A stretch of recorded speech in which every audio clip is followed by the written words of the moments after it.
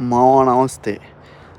అమెరికాలో ఎవరైనా కార్లు తీసుకోవాలనుకుంటే చాలా చూసి, చాలా ఎంత అంటే అంత చూసి తీసుకోవాల్సిన పరిస్థితి ఉంటది. డీలర్స్ దగ్గర కొనేటివన్నీ మోసమే.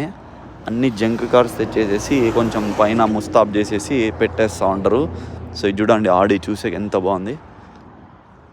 రేటు కూడా అట్లనే పెట్టింటారు. ఏదైనా చిన్న ప్రాబ్లం అని చెప్పి మనతో వాళ్ళకి చెప్పేస్తారు, అమ్మేస్తారు.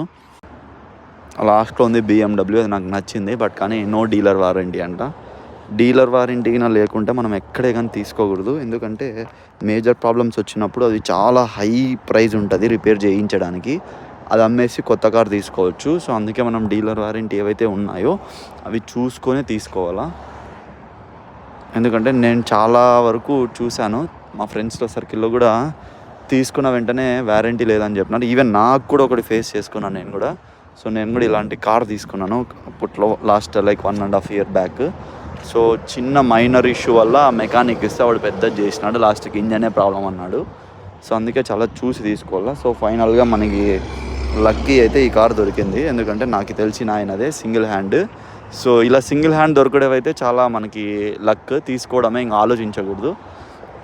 డీలర్స్ దగ్గర తీసుకుంటే చాలా ఆలోచించాల్సిన పరిస్థితి. ఎందుకంటే మనం ఇక్కడ $5,000 పెట్టుకుంటే వీళ్ళు $9,000 అమ్ముతారు. సో ఇంకా ప్రాఫిటే ఉంటుంది. బట్ కానీ మోసం అయితే ఎక్కువ ఉంటుంది.